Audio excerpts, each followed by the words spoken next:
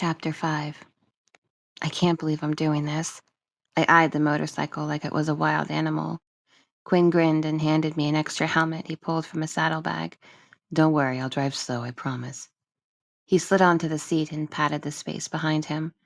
Clipping the helmet on, I was grateful to be wearing my black ankle pants as I cautiously swung my leg over and settled in. Hooking my stiletto heels onto the footrests, I stiffly gripped the sides of the seat. You're gonna have to hold on to me, you know. Quinn chuckled as he started up the motor. The engine vibrated between my thighs as I tucked my purse between us and encircled my arms around his waist, surprised at the definition hidden beneath his shirt. I curled my fingers against taut muscle and scooted closer. His warmth radiated through me, and I detected a faint aroma of spice hovering along his neck. Quinn turned back to me, raising his voice over the rumble of the motor. So all you need to do is keep your feet on the foot pegs, try to relax, and lean in the same direction as me. Okay, got it. I clutched him tighter as we lurched forward and out onto the street. The wind rushed at me as we weaved through traffic in a fluid dance of movement and sound. My heart picked up speed, and the tingle of exhilaration bubbled within, finding the thrill mildly intoxicating. The stretch of road grew denser with the lush greenery of trees as we wound our way up to the viewpoint. The sharp, invigorating scent of pine filled the air, and a chill clung to the shadows. As we reached the top, Quinn slowed the bike to a gentle putter and cut the engine, the sudden silence permeating me like an outbreath. Be careful, he said as I dismounted. The exhaust pipe can get pretty hot. I slid off the bike and took in the view stretching past the city's skyline to the shimmering blue of the Puget Sound. You've been up here before, right? Quinn asked as he pulled out his camera, draping the strap over his shoulder. Yes, but it's been a long time. I took a deep breath and crossed the parking lot, the breeze flirting with my skin and tugging at my hair. Shadows flickered across the ground as I walked over to the lookout and clasped my hands around the steel bars of the railing. I forgot how beautiful it is. I stared down into the yawning space below, and a fleeting question tore through me, pressing the air from my lungs. How easy would it be to jump? This is one of my favorite spots. Quinn stood beside me and fiddled with the lens on his camera before holding it up and taking a shot of the view. And the light is so perfect right now, with the way it's hitting the water. I glanced at him with a small smile, attempting to push away my morose thoughts. So I take it you're a professional photographer? Yes, mostly freelance. I've done a few spreads in various magazines. Really? I drew back the loose strands of hair the wind had blown askew. Well, I'm surprised we haven't crossed paths before. Oh yeah, where's that? Quinn leaned precariously over the railing with his camera to get another angle, letting off a short series of shuttered clicks. I'm the executive editor for a magazine here in town. Huh, would have guessed lawyer, honestly. And why would you guess that? Quinn shrugged, lowering his camera. You have a commanding presence. He smiled at me. You'd be very effective in a courtroom. You think so? I gazed off into the distance of the water, watching as the sun danced along the surface. I used to love my job. It's been my whole life. But lately it all seems so trivial. Cancer will do that to you. I turned to see him looking at me. Caught within the light reflected in his eyes, there was a depth that I found unnerving, as if he could reach within and see all the cracks carefully concealed. I broke away from his steady gaze. Do you mind me asking what your diagnosis is? Quinn's question tugged at the locked doors and shuttered windows inside me.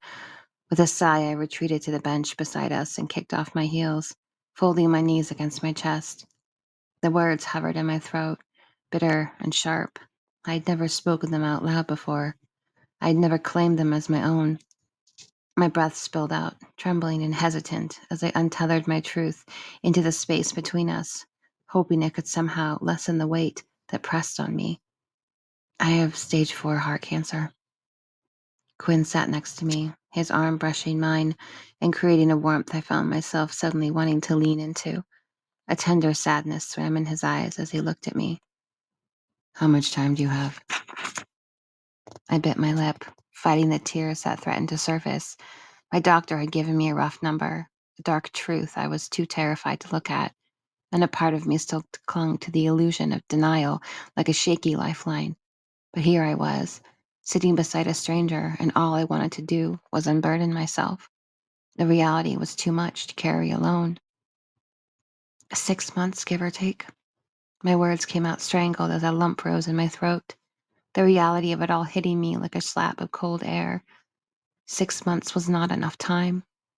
And suddenly the world felt so achingly beautiful, and all I longed for was a chance to see it through new eyes, to live beyond the cage I had encapsulated myself in.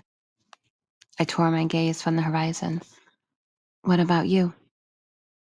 His eyes rested on me, full of an understanding that was unspoken and genuine, as he sat back against the bench. Stage 2, pancreatic cancer. It runs in the family. I lost my dad to it 7 years ago. I finished my final round of radiation therapy a week ago, which did manage to slow the growth a little, but not stop it. His jaw tightened as he looked up into the sky, his voice growing low. I've got a year or two, if I'm lucky. I swallowed the growing lump in my throat, resisting the urge to reach out and entwine my fingers through his, as if the very act of touch could save us from the tumbling speed of time. And you have a kid? Quinn nodded. I do. He's 10 and lives with his mom. I get him on the weekends. He shook his head, emotion gathering in his eyes like storm clouds. And I just can't tell him. Leaning forward, Quinn vigorously ran his hand through his hair. How do I tell my kid that his father is dying? I had no words of comfort for him, but I could feel his anguish. It was visceral and large enough to encompass my own. We sat in a hushed silence for a moment, lost within our own entangled thoughts, like two weary soldiers comparing battle wounds. How do you do it? My question broke the stillness between us. Quinn looked over at me, his brow furrowing. What do you mean? I clenched my hands together, pale, fragile skin against the black cloth of my pants. How do you find the meaning anymore, knowing that all your plans have been taken away? I just get up every day and try to make the most out of what I have left. Quinn's voice grew deep, the outline of his sorrow cutting through the words. And hopefully give my kid something to remember me by. A deep sigh tumbled out, my voice coming out in a knotted whisper. That's all we can do, I guess. Hope that our lives leave some mark on the world. I stared out at the white peaks of the Olympic Mountains towering in the distance, their presence solid and unmoving. Such a stark contrast against the chaotic fragility of our own lives. Would my daughter even care if she knew I was dying? I was nothing to her, only a name on a birth certificate and a scattering of genetics. The vast emptiness of my life hit me. What mark would I leave on this world? Would anyone even mourn me when I was gone? Quinn fiddled with his camera and squinted into the sky, as if searching for something. I'm going to get a few more shots in before I lose the light. We stood beside Quinn's bike as the last of the sun's rays filtered through the trees, bathing our skin in fractured shadows. Thanks for bringing me up here. Thanks for coming. A slow smile bloomed across his face. I had a feeling you could use a little change of scenery. He pulled out a card from his back pocket and handed it to me, his eyes heavy with sincerity. My number's on there. If you ever feel like talking, please don't hesitate to call me, okay? I fiddled with the black embossed card, his number and address printed below, a silver outline of a camera. So do you give out cards to all the women you meet? Nope. He shot me a wink as he clipped his helmet on. Only the ones brave enough to ride on the back of my motorcycle. You think I'm brave, huh? I let out a soft chuckle and pocketed his card inside the folds of my purse. I think you're very brave. I looked up to find his penetrating gaze cutting through me, and a heaviness twisted inside, causing my words to come out constricted. I don't feel brave. Quinn leaned on the bike as a gust of wind blew over us, causing the branches above to moan and creak, bowing low against the last remnants of blue sky. I think cancer makes you brave. I think every day that we continue to fight is an act of bravery. My vision wavered with tears for a moment. I'm still trying to figure out what I'm fighting for. You'll find it. We all have something to fight for. A silence settled between us for a moment as we stood staring at each other, like a leaf tumbling in the air. I had nothing to hold on to, but there was something in the way he looked at me, and it made me feel like I wasn't going to fall. I shivered as the chill crept through my sweater, and the familiar grip of fatigue took hold of me. Do you mind dropping me off at my place? I live over on East 24th Avenue. Quinn stood from the bike with a soft smile, letting out a low whistle. Capitol Hill, huh? I rolled my eyes. I'm not that rich, but yes, I do have a nice apartment there. Stepping closer, Quinn shrugged off his leather jacket and handed it to me. For the ride down. I'm fine. I brushed off his offer with a wave of my hand. He raised an eyebrow. Sun's going down. The ride back is going to be a little cold. I said I'm fine. Just wear the damn jacket, Julia. Quinn's eyes sparkled with a playfulness as he thrust the jacket at me. I reluctantly took it, draping the warmth around me as I slid onto the seat behind him.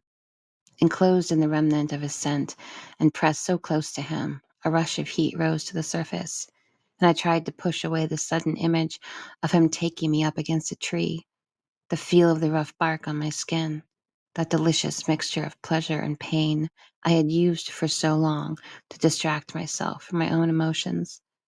But I knew it would no longer stifle the ache inside, and my body was too tired. I couldn't run from this anymore. Something much larger was demanding attention, and for the first time, I felt compelled to sit beside it and gaze into the swirling darkness, to ask the question which had been gnawing at me for weeks now. What was I going to do with the time I had left?